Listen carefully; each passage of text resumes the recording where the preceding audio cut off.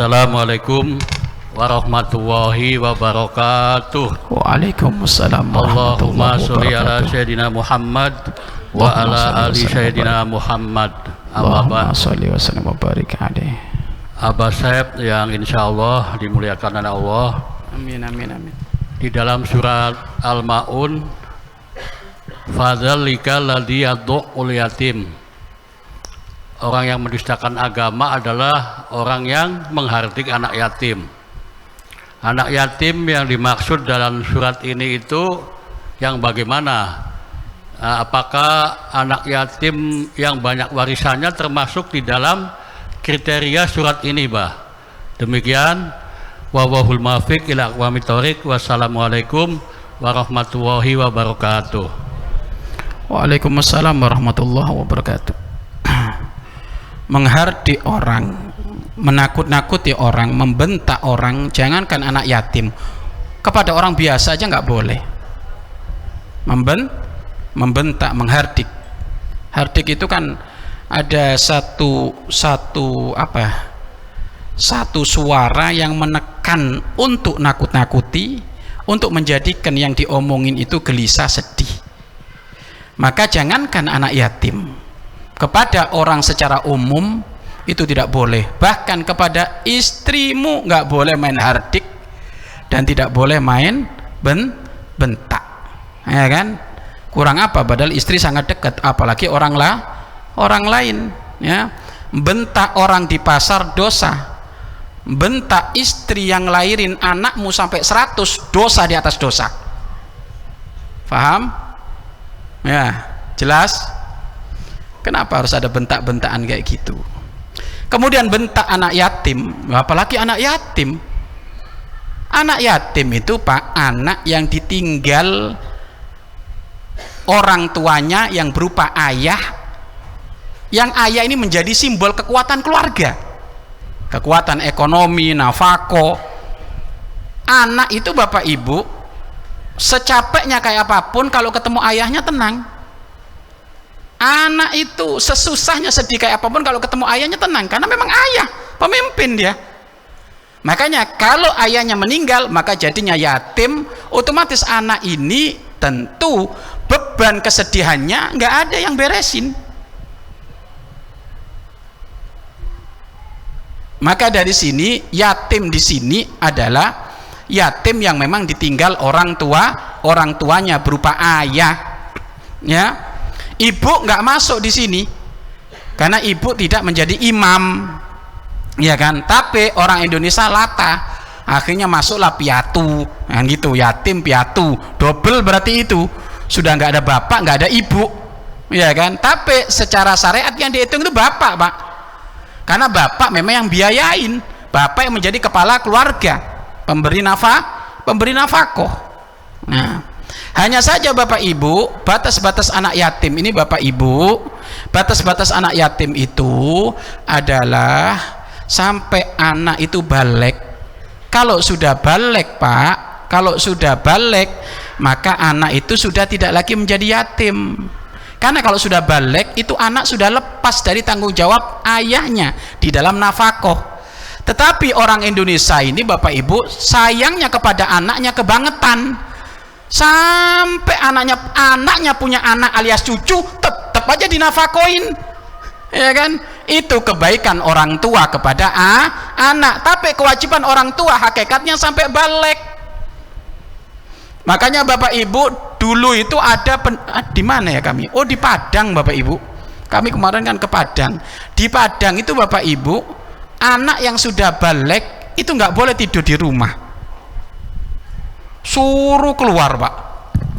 Itu maksudnya suruh keluar, bukan diusir, maksudnya biar mandiri, gitu loh. Kalau tidur terus di rumah, Bapak Ibu yang nggak gede-gede itu, ya kan? Mau gede gimana Bapak Ibu, tinggal gini, ya kan? Gini sudah, akhirnya nggak jalan itu, Bapak Ibu. Nah ini, jadi yang ditanyakan barusan, ya ini anak yatim yang memang ditinggal oleh orang tuanya.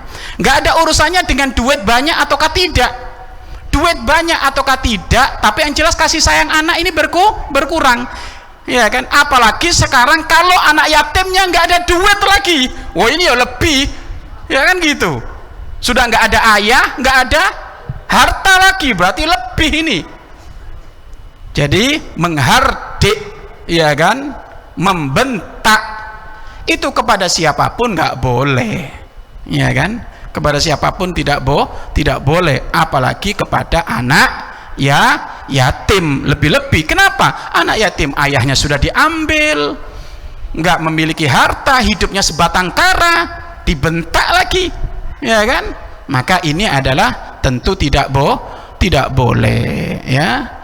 Dan ingat, anak yatim hanya sebatas sampai balik. Kalau sudah balik bukan anak yatim. Makanya kalau mau ngasih duit, ya kan, ke anak yatim yang belum balik. Kalau sudah balik, itu sudah masuk dewasa, berarti anak ini nanti jatuhnya Bapak Ibu bukan atas nama anak yatim, tapi nanti jatuhnya infaknya atas nama fakir miskin, bukan lagi atas nama anak yatim. Karena mohon maaf, duit anak yatim tidak boleh diberikan kepada fakir miskin, harus kepada anak yatim. Makanya Bapak Ibu guru mulia kita kalau ngadain infak nggak pernah dikhususkan gitu, sudah infak untuk fakir miskin, maukah yatim ataukah nggak yatim, sudah yang penting fakir miskin berarti dia dapat. Tapi sisi lain Bapak Ibu yang mengutamakan anak yatim bagus, ya, tapi tolong jangan santunan saja. Janji dari Nabi Muhammad itu apa? Ana wa kafilul yatimi kahaten fil jannah. Aku sepertinya dua jari ini nempel terus di surga bersama orang yang jamin anak yatim. Jamin, bukan santunan, ya kan? Udah santunannya Bapak Ibu suruh berdiri mulai jam 10 sampai zuhur, ngasihnya 25.000 Bapak Ibu, ya kan, diotong sana sini anak yatim itu. Ini akhirnya bukan nyantuni tapi dijadikan proposal lagi biar modal balik. Wah, ini ya hati-hati ini panitianya, ini kualat dengan anak yatim itu, ya. Dan juga awas, duitnya anak yatim nggak boleh dipakai nyewa son, nggak boleh dipakai nyewa tenda. Enak aja, ya kan, anak yatim nggak makan son, nggak makan tenda, anak yatim makan nasi, ya kan gitu. Panitia anak yatim terbesar se-Cirebon dapat duit 5 miliar, pengeluaran nyewa son 100 juta. Wow, ngawur ini. Kok pakai duitnya anak yatim? Nggak boleh, ya. Harus kalau memang nyari duit untuk anak yatim berupa duit, maka berikan duit itu, nggak usah dipotong ini potong itu. Kalau mau nyewa son, nyari infak lain, jangan pakai duitnya anak yatim. Yang ngeri lagi Bapak Ibu, panitianya jualan tas sama buku. Nah ini akhirnya hadiahnya dirupakan tas dan buku Bapak Ibu. Anak yatim nggak makan tas, nggak makan buku, anak yatim makan duit. Panitianya ada yang jualan sarung lagi. Nah ini macam-macam ini.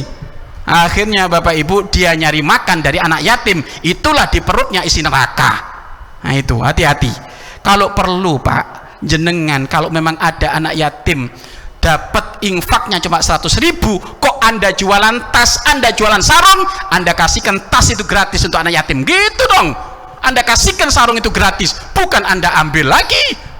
Sudah gitu alasannya apa? Udah dipotong ini 50%, 50% tetap ente ngambil, ya kan? Nggak boleh kayak gitu, ya. Wallahu a'lam bishawab.